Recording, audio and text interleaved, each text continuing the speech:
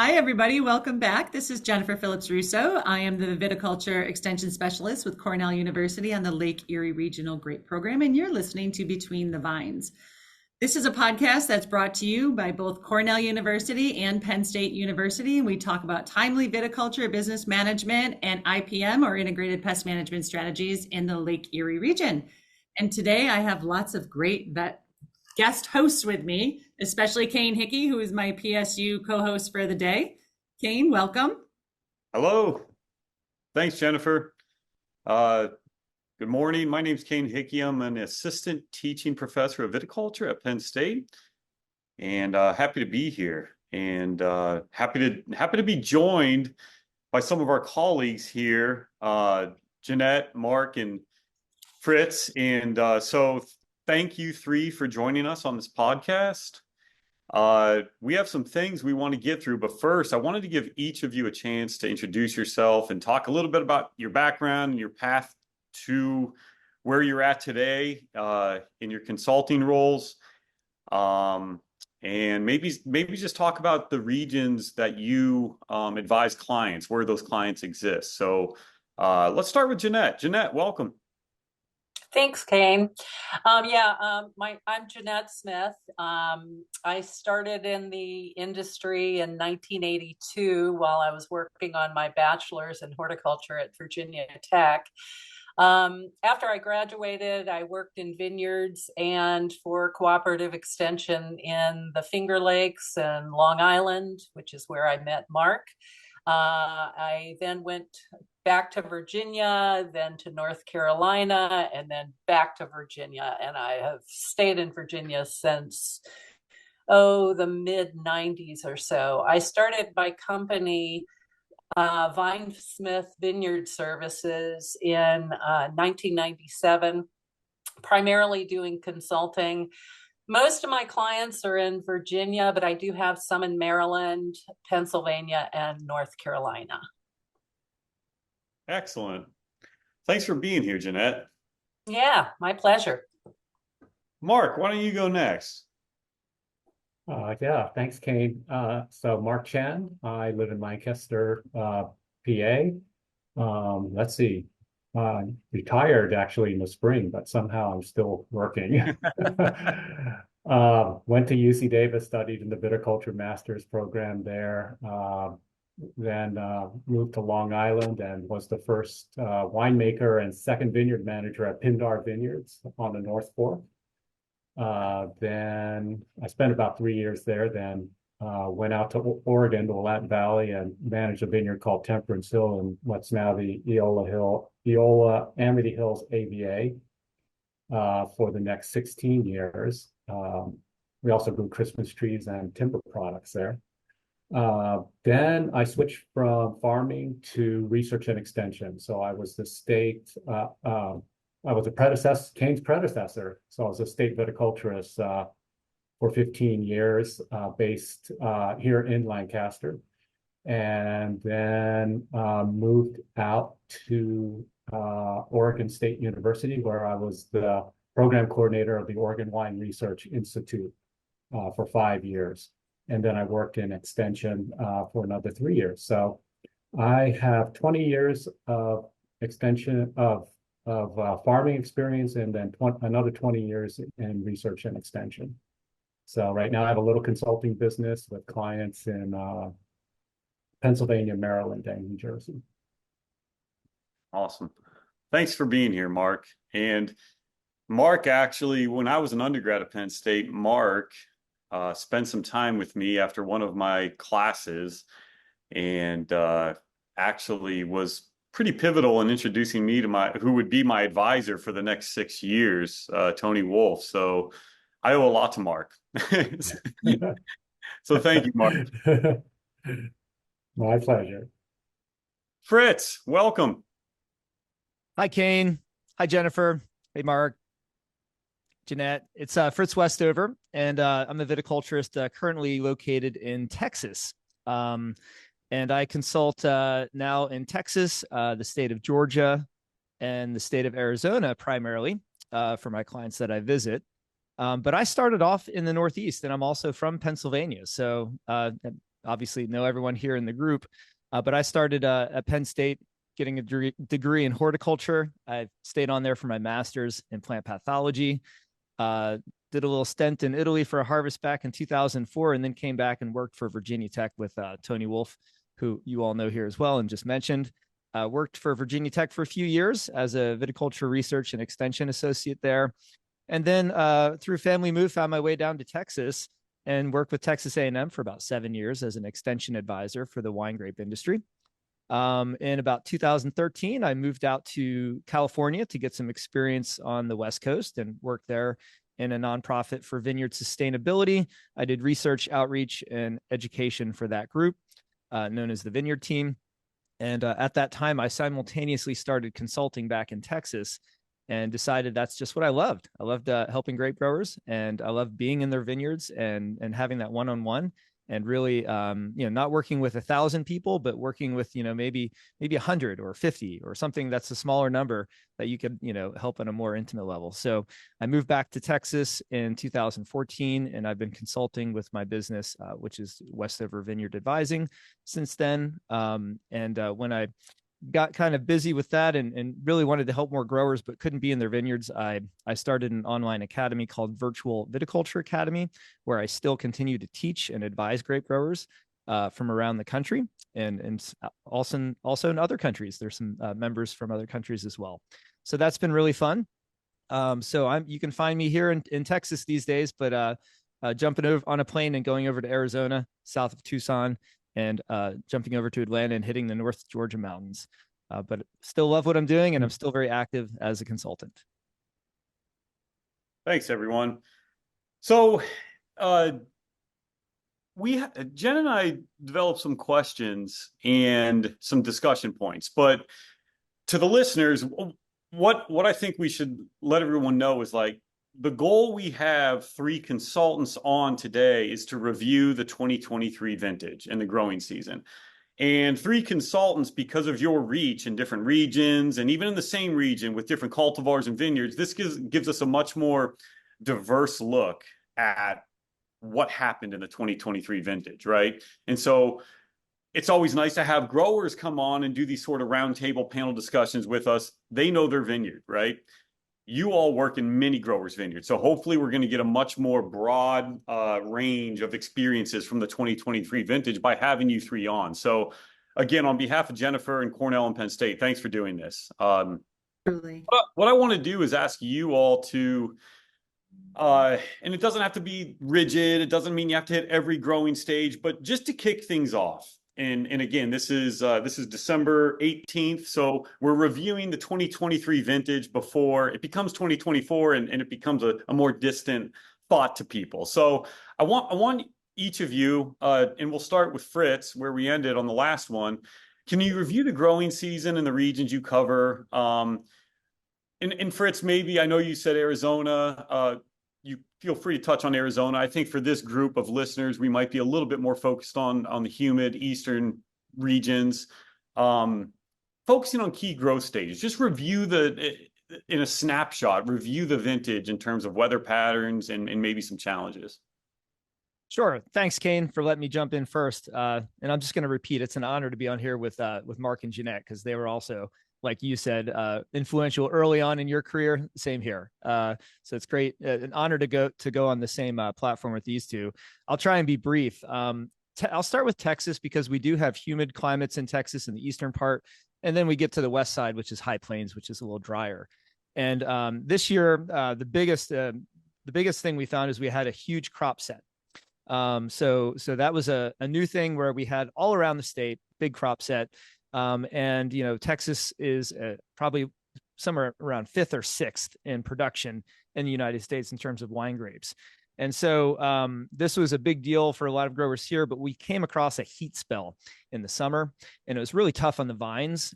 We don't know if we stalled out on ripening close to harvest as a result of it, but we had a big crop hanging. And when we got up to triple digits, 105, 110 Fahrenheit, we had a lot of vineyards that just weren't prepared for that or weren't ready for it, where they had too heavy of a crop load. And so we had a lot of vine stress. We had, in some vineyards, we had some puckering and shriveling of clusters and fruit in some vineyards. That was an issue. But we seem to have a good season overall besides that. And so this is a low disease pressure year because of the drought and the heat. But we had trouble finishing off some ripening on some late reds and with some berry shrivel on some other varieties, including whites. But overall, very, very big year. I think one of the lessons learned in Texas with the big harvest was that if you didn't have a contract for your fruit, you might have ended up on a spot market trying to sell it. And so my advice for growers is before you put the first vine in the ground, make sure you know where that fruit's going to go and approximately how much you're going to have once you're in production. So Texas was an interesting year. Many of the southeastern states experienced the same drought and heat wave. My work in Georgia in particular was also a little hotter and drier there in 2023 as well. So that was good for disease pressure. So if we sprayed 3 times on the Texas high plains throughout the growing season, where we normally spray maybe 5, in Georgia, where you're normally spraying maybe 12 times or even more in a wet season, we sprayed more like 8 to 10. So there was a significant reduction in inputs in the vineyard in terms of disease control. But the crop was also very good. We seemed to scathe all of the late spring freezes for the most part. A few vineyards were affected, but not in a large scale. And so I'd say overall, it was a good season in the Southeast. It was a banner year for crop yield, but not necessarily quality. I think the vineyards that fine-tuned their yields earlier on and reduced yields when they were overcropping earlier on had a better chance of ripening and getting better quality. But wasn't a big year for frost or freeze, wasn't a big year for cold. We had a nice post-harvest period of good leaf activity. So we weren't hit with any, early fall freezes that set us up for a bad winter. So I'm going to say overall, good year, good yields, not maybe the best quality in all places, but good growers managed to get a good quality crop. That's all I have to say, Cain, Jennifer. I was going to say, great review, Fritz. I appreciate that. Jeanette, would you like to add about your region? Yeah, sure. I have, like I said, clients in Pennsylvania, Maryland, Virginia, and North Carolina.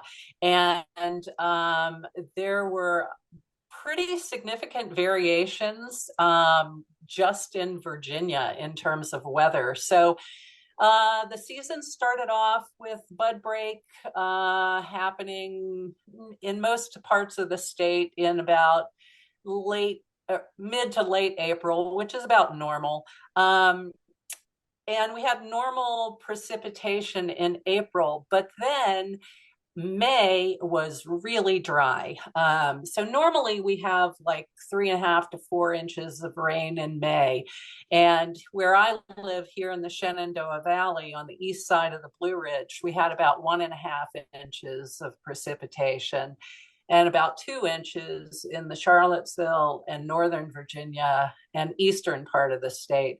And it was also really cool in May. So between the low precipitation and the cool temperatures, vines started off growing very, very slowly. And by the time we were at bloom, which it doesn't seem to matter when we have bud break, we always seem to have bloom right around Memorial Day. And so by bloom, normally we've got shoots reaching, the top of the canopy by bloom. We were looking at 12-inch shoots at bloom. So very few leaves. It was kind of alarming. And what we saw later on after fruit set was that fruit set was actually pretty poor. So that had an impact on our yields this year. We ended up pretty much across the state with lower yields than normal. But then the other thing that happened in the western part of Virginia, western part of Maryland, was that June and August and October were very, very dry. So with these areas, not only did we have reduced fruit set, but the berries were really small. And this ended up being kind of a blessing because we have been for years, for I'd say the last 5 years, wineries have been seeing wine consumption going down. And so pretty much everybody is looking at inventories building up in the cellar, in the winery. And so there was a lot of fruit that went unharvested this year as a result of lack of market. People were canceling contracts at the last minute. And it would have been even worse had we had good fruit set and not suffered a drought during the last half of the growing season. I mentioned to Cain earlier that even though the drought kind of overshadowed a good portion of the state, what really seemed to be the big theme for the year was the glut of fruit that we're looking at. So in a very cursory, informal survey that was done of independent growers and wineries across the state in early November, late October, early November, where we only had about 15% of the people that were surveyed actually responded. There was more than 1,000 tons of fruit that was that people mentioned that they did not harvest as a result of lack of market. So I think in reality, it's probably closer to 2,000, maybe more tons. So that's the big issue for 2023 is the quality of the fruit was fantastic, thanks to the dry weather, but the glut is what's kind of scaring everybody right now. So that's as far as disease pressure. I've got a no fungicide variety trial that I've got going on here at my farm in the Shenandoah Valley. I've got 39 different varieties, with Cab Sauv being my control because it gets everything. And last year, the Cab Sauv and several of the varieties were completely defoliated by downy mildew.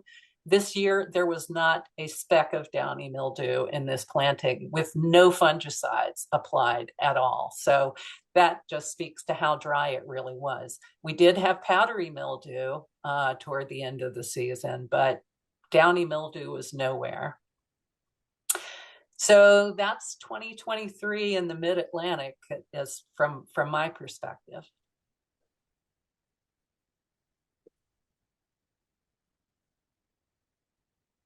I'm done. I was waiting to see if Cain was going to pop on. Yeah. No. Just figured we'd send it over to thank Jeanette for that and send it over to Mark to get his take.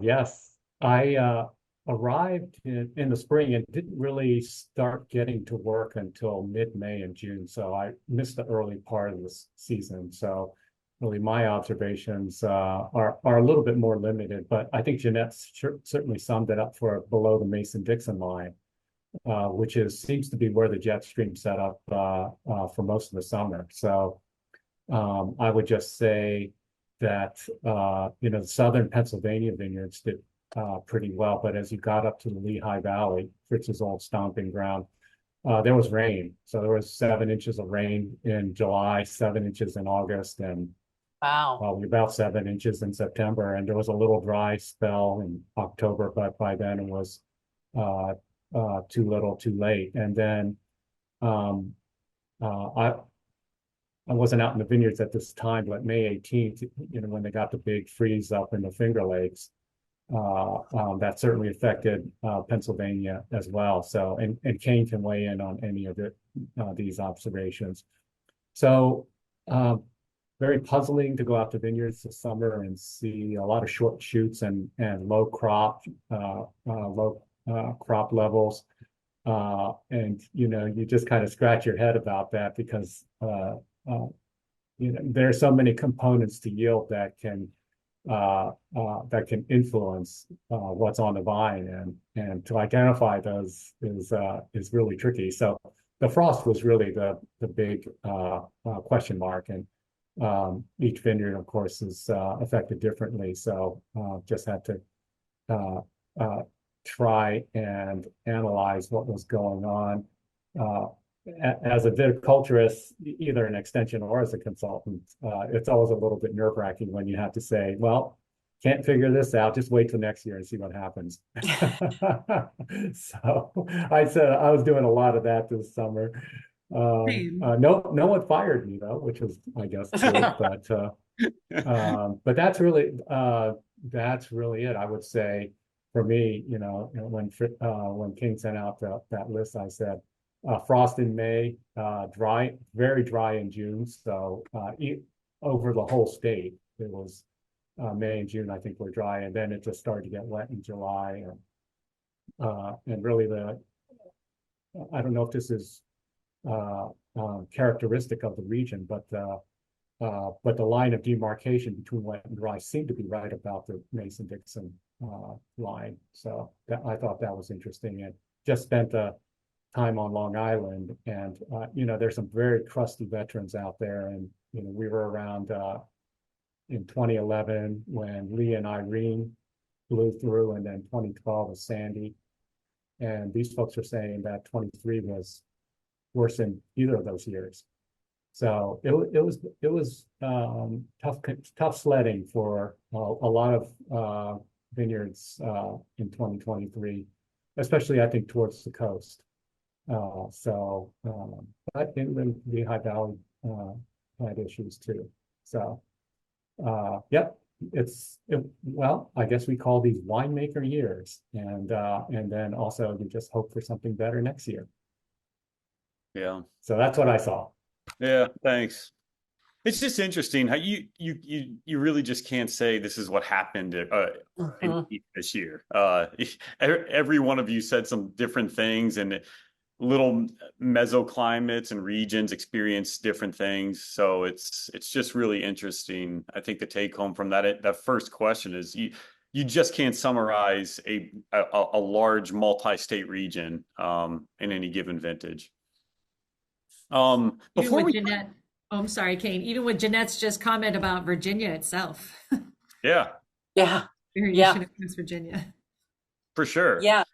So over the 7-month part, growing season from April through October, where I live in the Shenandoah Valley, we only got 15 inches of rain, whereas in Charlottesville in that same period, they got 28 inches.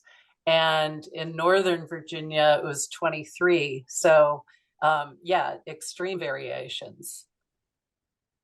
Before we cut to the next question that we kind of have as a discussion point, many of you mentioned drought, most recently Mark, in May and June. We know that when you plant a new vineyard, those are months that you're kind of depending on for rainfall, right?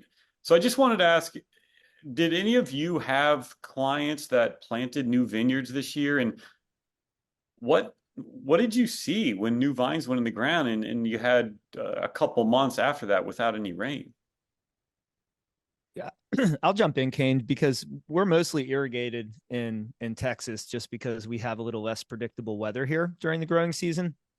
And also there's a lot of regions that have issues with Pierce's disease. So the irrigation is not only a means to water vines, but it's a means to deliver imidacloprid or other treatments for Pierce's disease and or fertilizer in general. And so I do advise a lot for drip irrigation treatments in those areas. But when you get into the eastern United States, like North Georgia, the interesting thing is most of the new vineyards I'm working with there, I'm recommending they put in irrigation as well, even though we have adequate rainfall.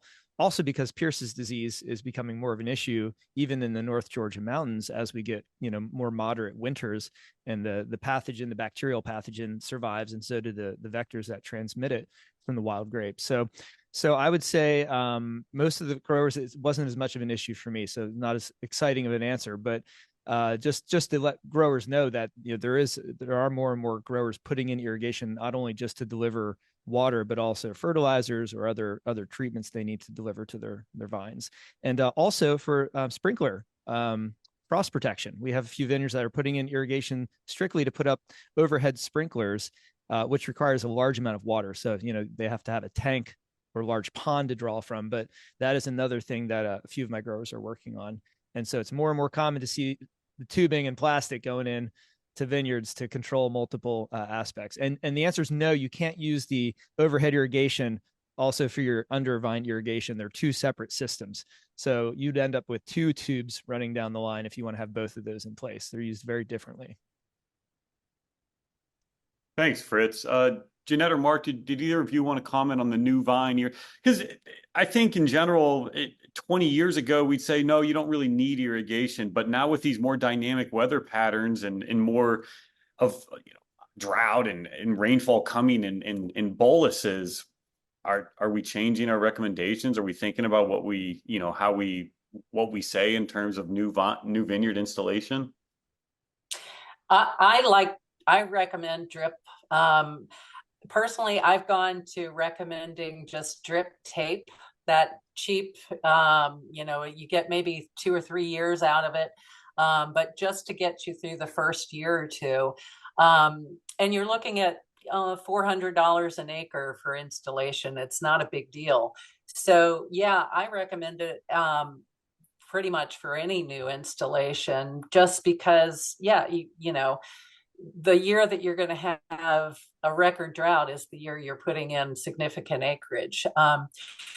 Fortunately, this year I only had a few clients putting in new vines. People were starting to get the memo about the glut of fruit a year ago. So that really curbed a lot of new installations. But the folks that did plant new vines this year without irrigation definitely suffered. Those vines didn't put out any significant growth. Thanks for the feedback. Yeah, and in Pennsylvania and New Jersey, I think where there's very little drip irrigation, people were just tanking water out, which of course is a royal pain. But you just got to do what you can. So either injecting it into the ground or filling grow tubes. Nothing fancy. That said, drip irrigation, extremely practical if you can afford it. It's should be worked into the budget, but for a lot of people, a lot of growers, it's kind of a deal breaker, especially here in Pennsylvania, where the vineyards just tend not to be extremely well capitalized. So they're going in and looking for ways to save money right from the outset. So, and one good thing about Pennsylvania is that the soils tend to be a little deeper and more fertile, so they're going to hold water a little bit longer. Over in New Jersey, that's less the case, where they have more sand and loam, so they have to be a little bit more careful. But again, it's mostly tanking water out and as needed.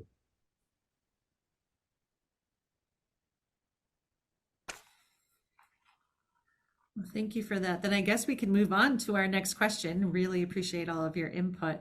We don't have a lot of irrigation up here in the Lake Erie region as well, with most of the acreage being of native variety, but we do with the higher end vinifera and more going in due to those weather patterns that we are experiencing lately.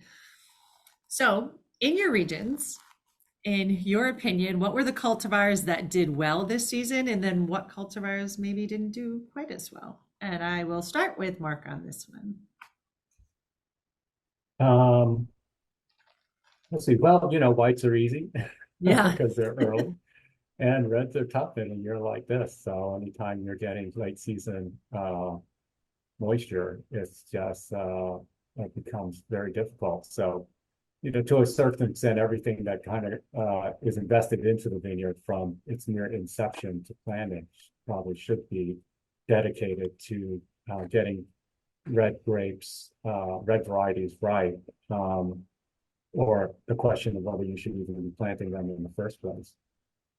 So whites are just so much more malleable. And as I talk with some of the growers and winemakers, they're saying that even in this year, they're very happy with their whites, and the reds, well, we'll just have to wait and see. It's too early really to make any judgments. I learned as a grower, we never assess reds until the spring, so too many things can happen over the winter. But Cabernet Sauvignon was problematic in one vineyard in New Jersey. They had significant botrytis problem in Cabernet Sauvignon, which is, I think, very uncommon, but just sort of indicative of how the season went. So, yeah, it was difficult. So you just have to be very savvy about what you want to do with your red grape varieties. Thank you, Mark. Jeanette, did you have anything to add on that? Well, because we were much drier, and our reds did fine. It was very dry in October. We got normal rainfall in September, nothing, but no like major problems. So as far as getting things ripe, that was not an issue. Where we did have problems in the areas that were in drought conditions for a good portion of the year, you know, the varieties that don't like drought, like Viognier, Chambourcin, those were stressed if there wasn't irrigation. But overall, I mean, as far as quality is concerned, this was a nice year for winemakers. It was an easy year for winemakers in Virginia and Maryland. Yeah, it looked good from what I saw from my colleagues up your way, Jeanette. In Texas, we've got a lot of different varieties. So I tend to work mostly with vinifera, but we also work with some of the newer Pierce's disease tolerant hybrids from Andy Walker's collection out at UC Davis. I also work with Pierce's disease tolerant hybrids in Texas and the Southeast and in some parts of Western Georgia. But in the mountains in Georgia, it tends to be more of a mixture of vinifera and French American hybrids, classics like Chambourcin, Vidal, Saval, some of the newer Noiret and others, and Aravel just starting to get down south there. So very excited about those varieties. The French American hybrids did what they're supposed to do. They're the workhorses, right? So in northern Georgia, they did great. But you know, one thing I did not mention in my summary of the season about Georgia was that we had a pretty hard freeze, very hard, on Christmas Eve, December 24th in 2022. And so it really pushed the limit of vinifera in the North Georgia mountains. So some growers were at 10 degrees Fahrenheit, and some were at 5 degrees, and some were at 0, and some went below 0. And so we had whole dieback of blocks of vinifera in some of those sites. And so I'm helping clients with replanting, coming in with some more hardy varieties, and just, you know, lessons learned and moving on. So Merlot did not do well. We even had some dieback in Petit Verdot and Cab Franc, which are more cold hardy of the vinifera. Petit Manseng did really well in that region also. So really encouraged by what we saw, and then also took a lesson, you know, no more Merlot like in North Georgia, right? So it's very risky to plant some of these varieties, and we don't want to bring back that memory there. But we are learning more about it, and so I'm very, very curious to know how some of the more cold hardy vinifera and hybrids will perform in those regions. But overall, I think that was the lesson in North Georgia. In Texas, the lesson this year on varieties was that if you're hanging for a long time, so Mark mentioned it really well, the whites can be more malleable. They're a shorter season to harvest, so you get them out first, so you have a lot longer to find a buyer for them, I should say, who's still got tank space. But when we got to the end of the season, with the combination of the heat and the drought and the stalling with ripening and the large crop load, we had some Carignan, some Mourvèdre, even some Sangiovese that were probably cropped a little higher than they should have been this year, but what would have been fine in a normal year without the drought and the heat. And those growers just had to hang them until there was no tank space left. So I always look at the grape variety selection as kind of like your portfolio. If you're looking at the stock portfolio, you don't want to put it all into one basket. So if you put it all into late ripening reds, you may get a lot more money for some of those late ripening reds like Cab or Morvet or whatever it might be, Carignan. But if you have another month or 2 months of hang time, that's 2 months of risk where you could have hail, rain, other issues. For example, in Arizona, they have the monsoon season. It was hot and dry, and then all of a sudden monsoon season is kind of like what Mark and Jeanette would refer to as their hurricane season, right, where you get those tropical storms coming up right around harvest. And so they dealt with that and had some issues finishing things there. But that's my synopsis on the varieties in my regions. Thank you, everybody. Yeah, I'll just toss in that from the wine standpoint, you often can't have it both ways. So, you have varieties that excel in cooler climates, and I'll just use whites as a broad genre, and then reds. So I've talked to people like Jim Law up in Northern Virginia, and of course he likes freshness and acidity in his whites. And if you have a really hot, entirely hot summer, it just blows off all the acid, and they don't like to add acid in the cellar. So whites were compromised. The quality of whites, at least for a winery like Linden, is compromised in a perfect year for reds. So oftentimes the vintage kind of toes the line for both reds and whites, but when it's either really, really wet or really, really dry, something's got to give.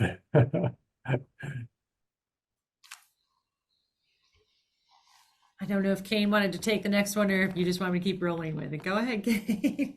I can jump in. No, thanks for the feedback on the cultivars.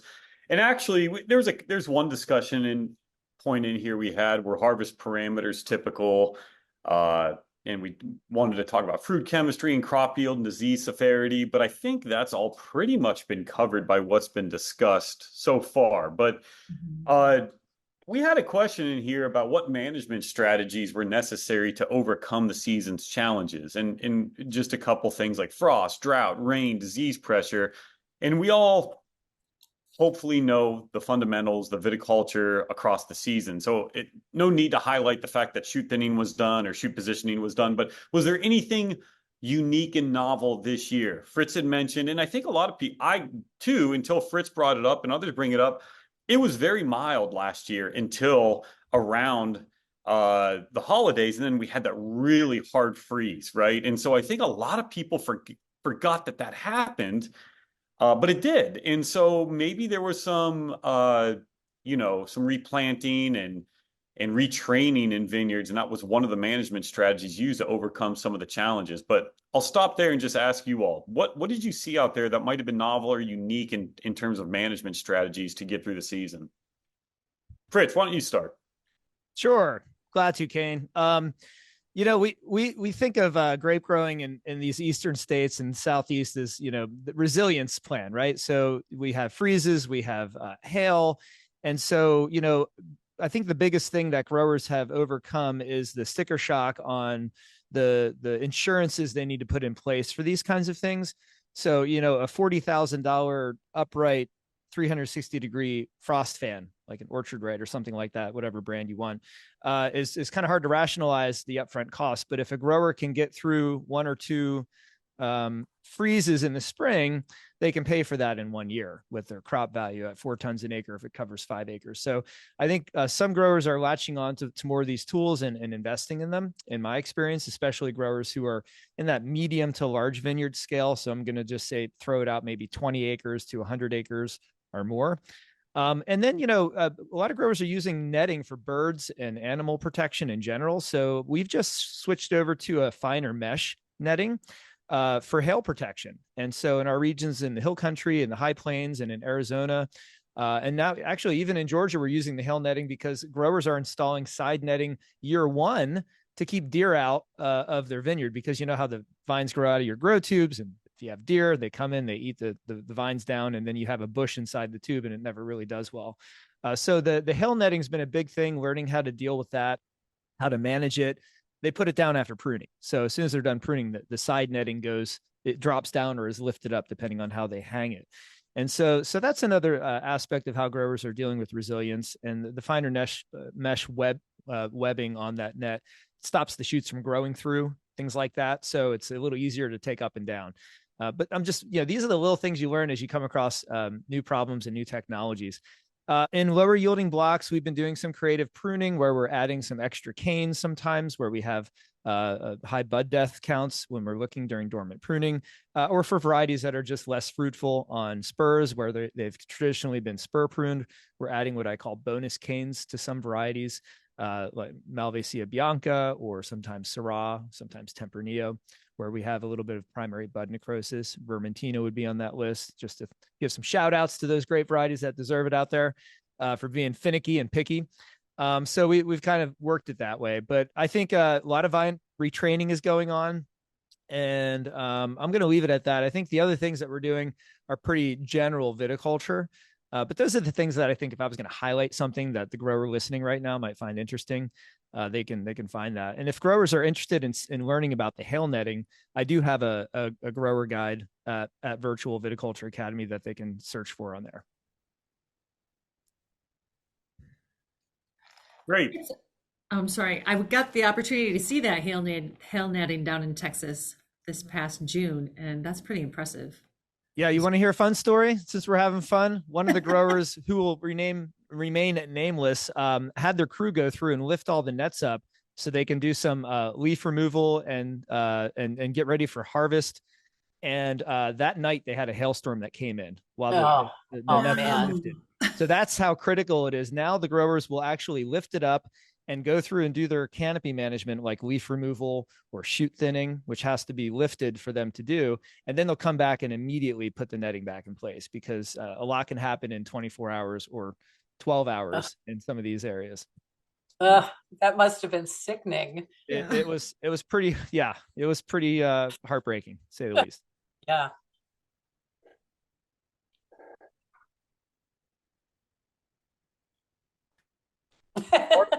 Mark or Jeanette, anything that's unique or novel that was needed to get through this season, as far as you can tell?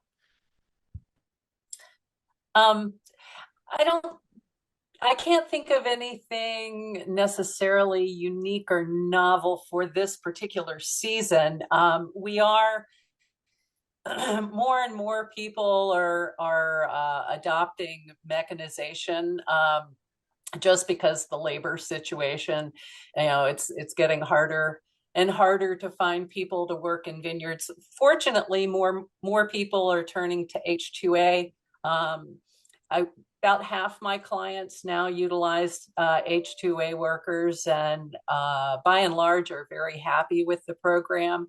But even in addition to H2A, there's that crunch period in May and June when everything, there's so much hand labor that needs to be done in the vineyard. So more people are buying air pulse deleafing machines.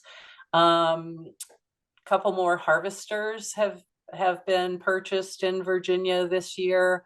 And I have one client that purchased a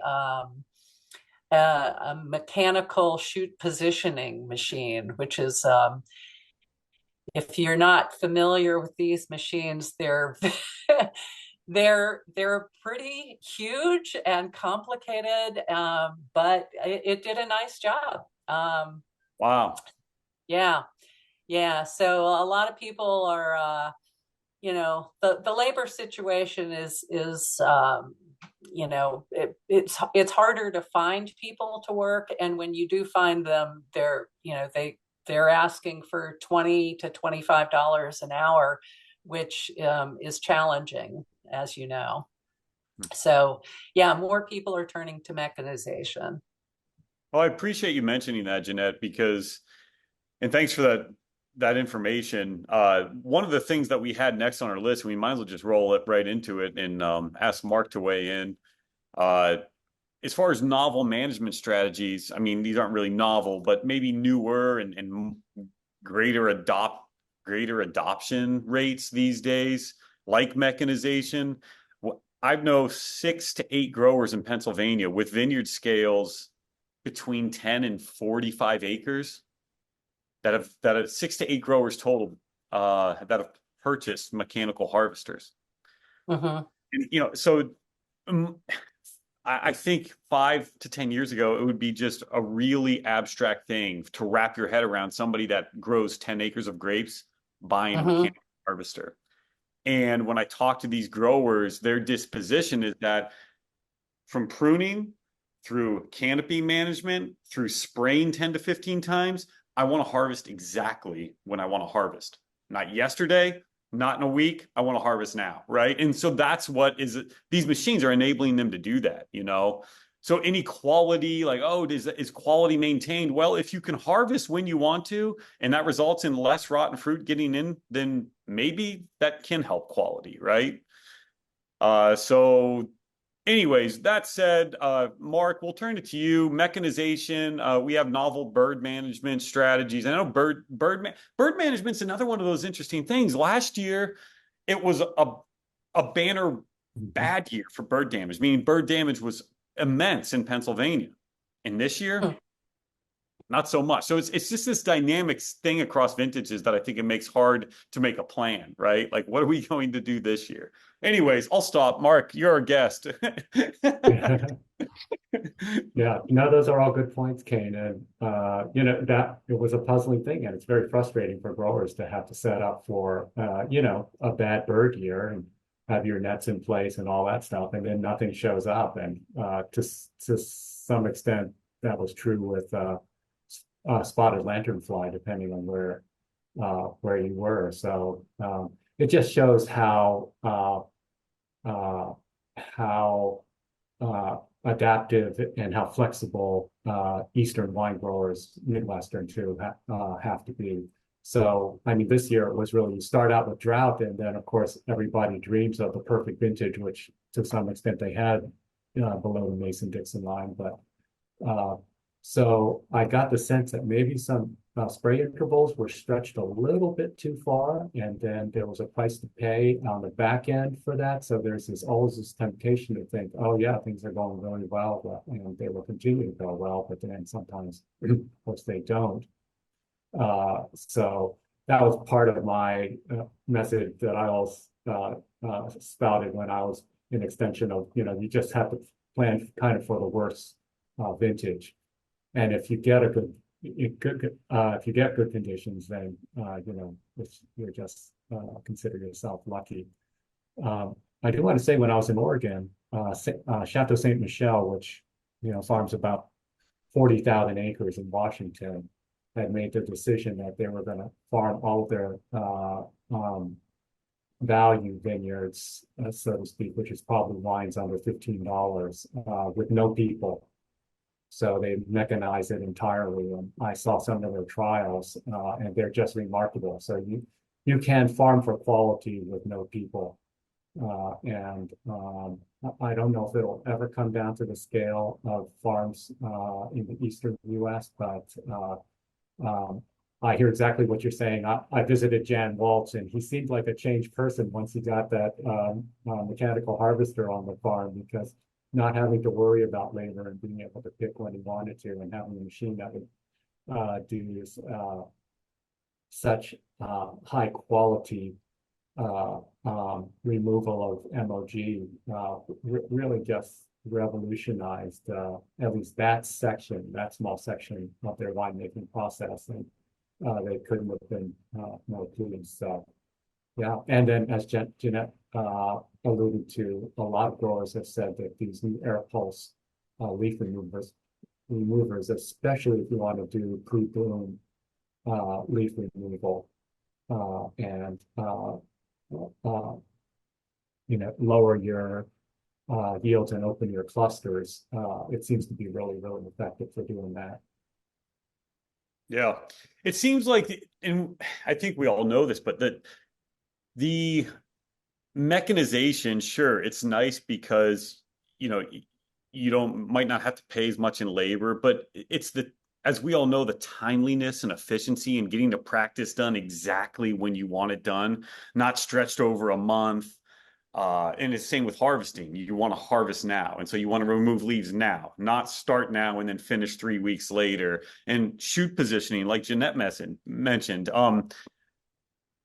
that all that needs to sets the stage for a successful growing season. And shoot positioning is one of those. I mean, we have hedgers, we have leaf removal machines, and now these new shoot positioning machines, I think, could start taking off, because that's just part of the canopy management strategy to set the canopy for success.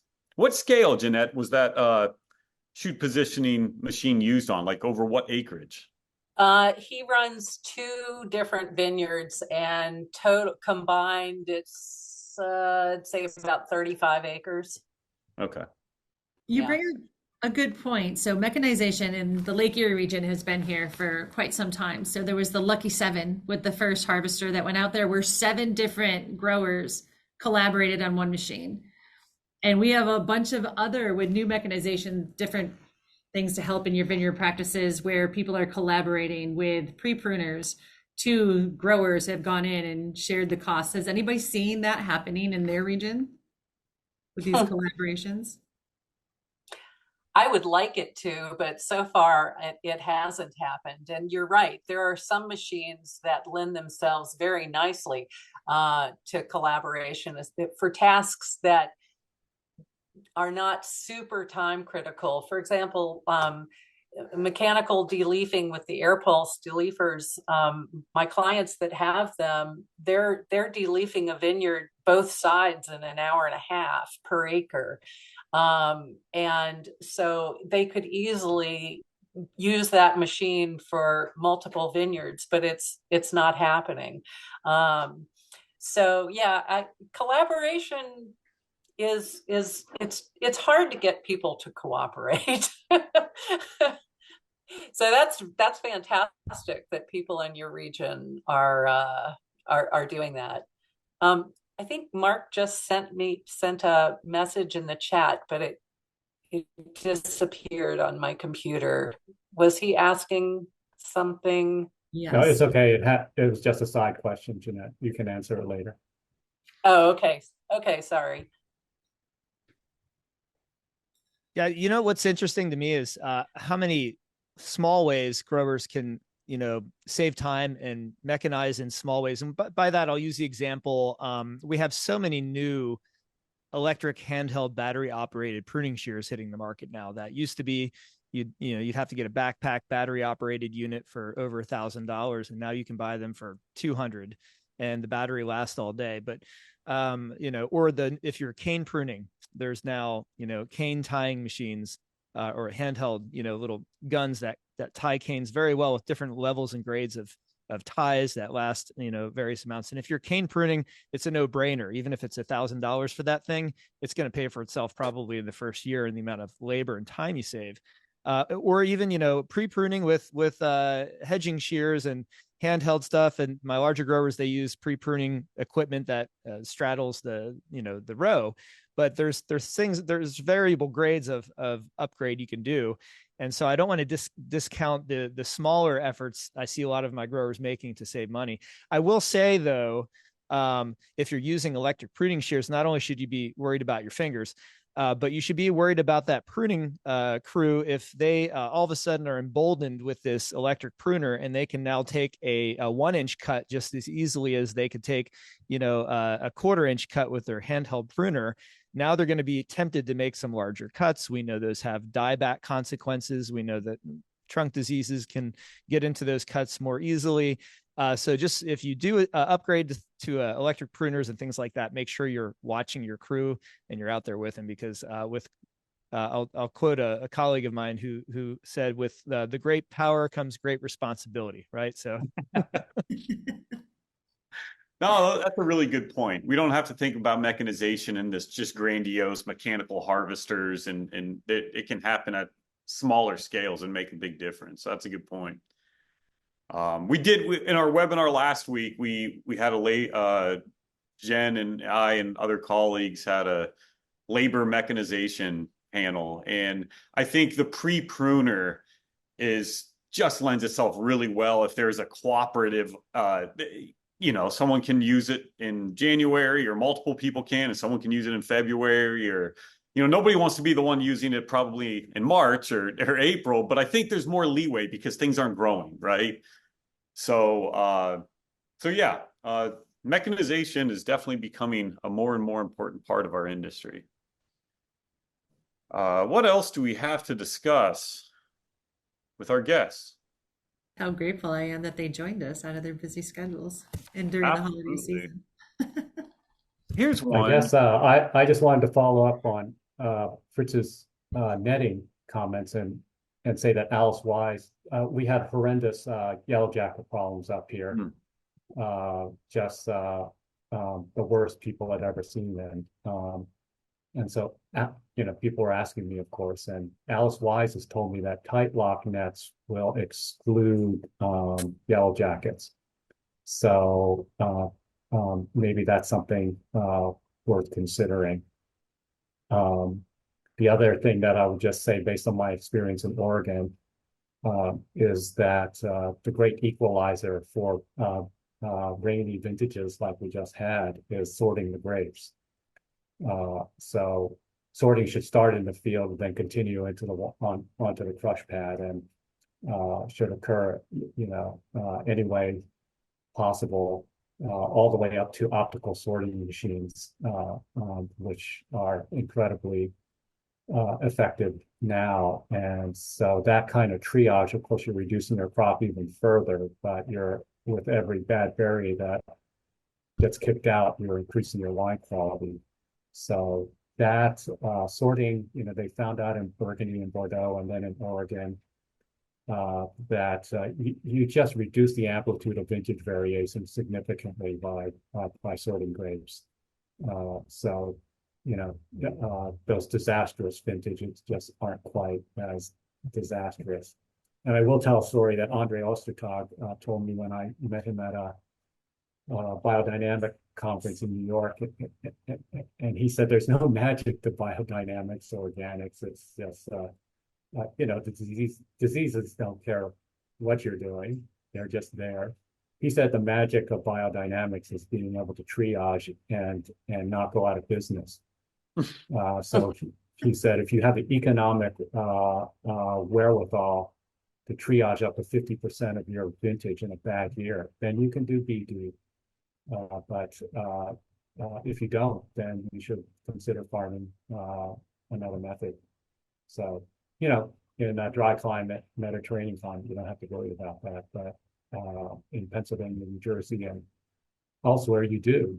And so that's just kind of the reality. But I just wanted to emphasize sorting grapes as kind of, that's your last possible effort to improve wine quality before the grapes go into the tank. Yeah.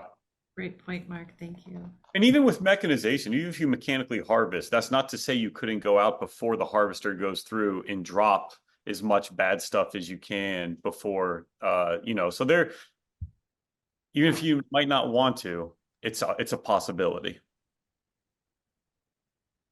And the other thing that people should consider doing is taking a leaf blower at any time after 50% bloom and blowing it, all the chaff out of their clusters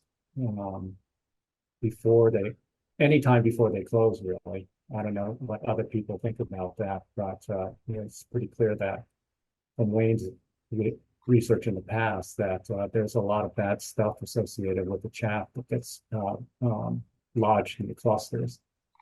So if you can get any of that out before bunch close, I think you're helping yourself. That's a very prophylactic step, just like those bloom pre-closure rock sprays, but I think it can be helpful. Yeah, it's another plus on the check mark list for the air pulse leaf removal, because that's one of the advantages to air pulse is it cleans out the cluster as it's deleafing. Well, this has been great so far. I think what I'd like to do is give everybody an opportunity to kind of go around and say any last last minute takeaways or what lessons you can, the silver lining of a tough vintage, and I don't even know what a tough and a good vintage looks like. We seem to be chasing that. We've all been working in the East Coast for a while now, and it seems like the definition of a tough or a unique or normal vintage is elusive as ever. But the silver lining is that we get to learn and maybe hopefully apply some of these things to future vintages, and we're always learning. So any last minute, or I'm sorry, final words about moving into future vintages, some key lessons that you might use? Let's start with Jeanette.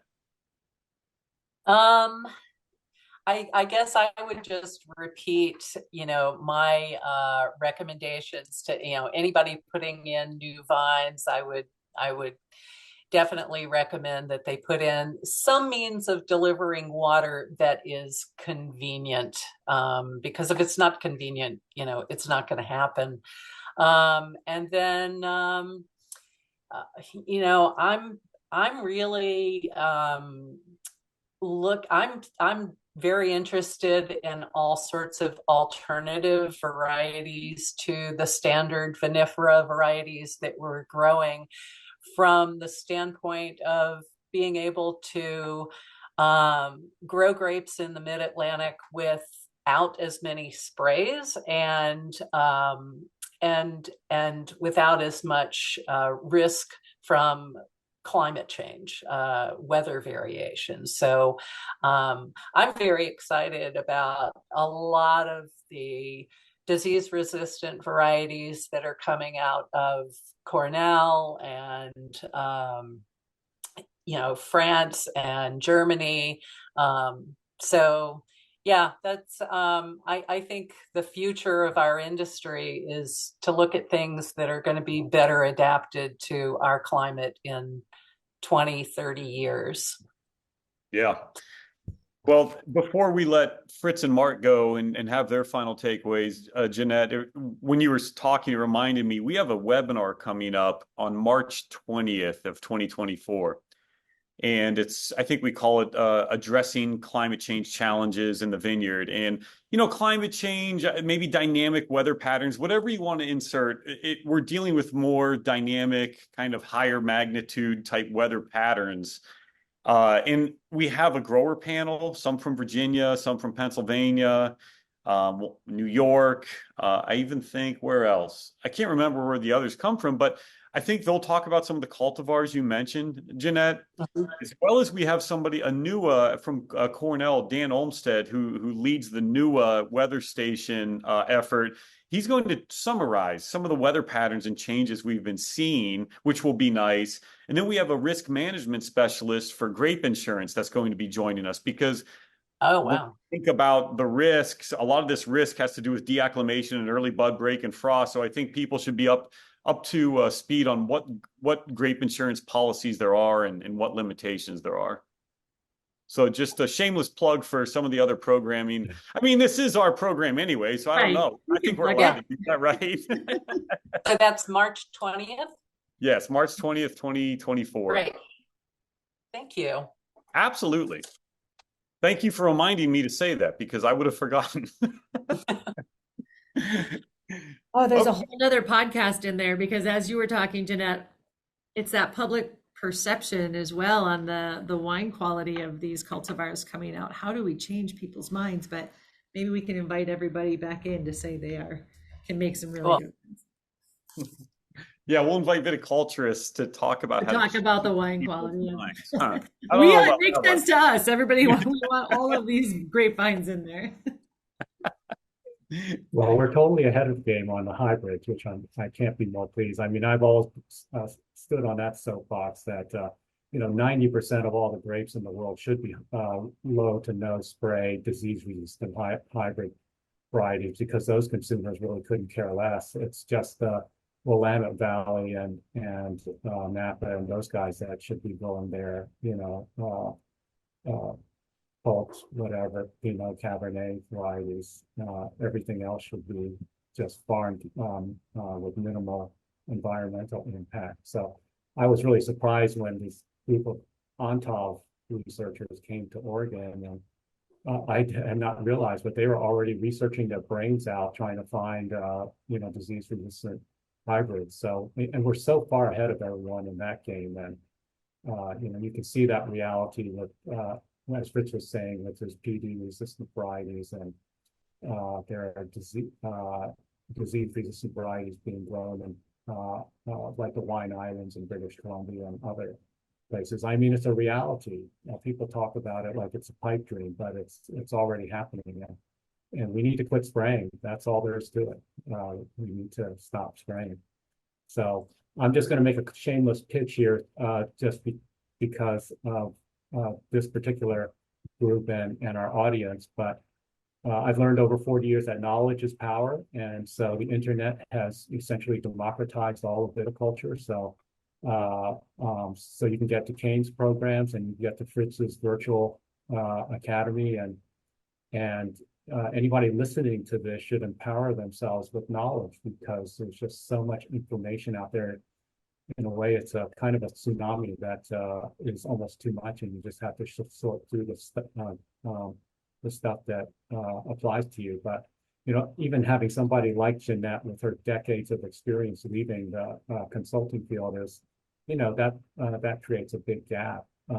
But hire consultants, bring a third neutral party opinion into your vineyard to gain an understanding of where the gaps are that you need to fill in order to be more profitable and grow higher quality fruit. So, all the tools are out there, and you can learn about those. But I think the knowledge is the foundation upon which all of your decisions are made, and you should get the best information possible, and it's all out there. So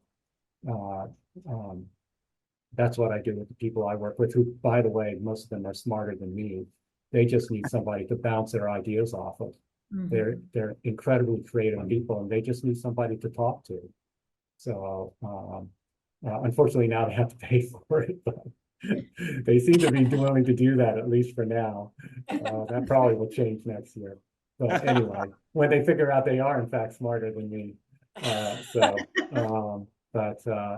I would just point out that just keep learning. Traveling is really, really important. Travel to other places that are, and figure out what the benchmark lines are for whatever you're trying to do at any level, whether it's a Chamberson or even a Concord. Who's making the best Concord? I would ask that all the time, and then find out how they're doing it. So anyway, that's my plug for knowledge. Yeah. Thanks. Yeah, great advice. Awesome, Mark. I don't know if I can add much to what Jeanette and Mark said here. I would just say, make sure you're keeping good records of what's going on, because then you have something to look back on and start developing some knowledge about your local site. So when you get similar conditions 5 years from now, and you're scratching your brain about, didn't I have a season like this in the past? And what was the result? Did I, maybe I need to crop thin a little more because it's getting lean in the mid season. We're hitting drought. Having those records are really essential.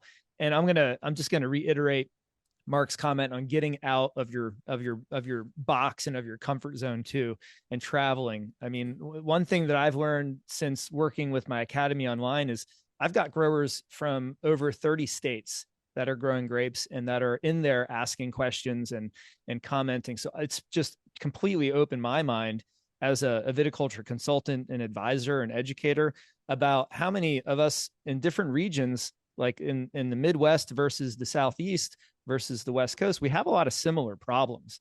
And so there's a lot of innovation happening in all these places that you can cut and paste and use in other areas. And I think that's been the real eye opener for me. So if this is the chance for my shameless plug, if you're listening to this podcast because you like to listen to podcasts to learn about grape growing, I have a podcast called Vineyard Underground Podcast. And so wherever you find podcasts, you can check that out.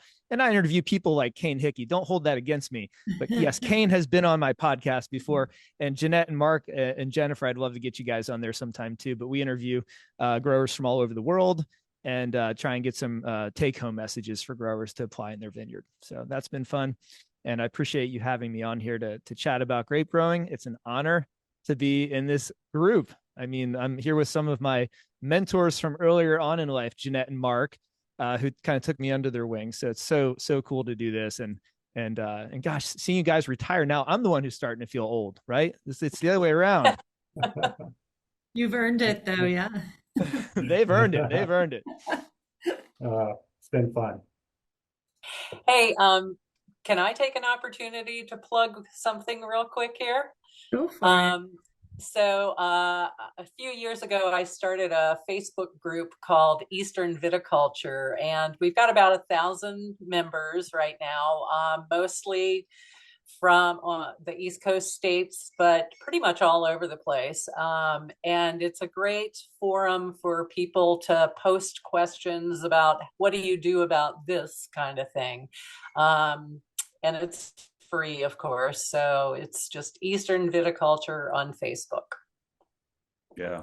Thanks. It is a great. Yes, these are great resources that you can use without even traveling necessarily, because you get feedback from several different regions and contexts. And that's why having you three here who have not just lots of experience from a historical time frame, many years wise, but just different regions and different cultivars and different experiences. So when we can kind of all combine our knowledge, I think the product is greater than if you just say, well, I grow this grape here, I grow these grapes right here, because it can really change just a couple hundred miles north, south, east, or west.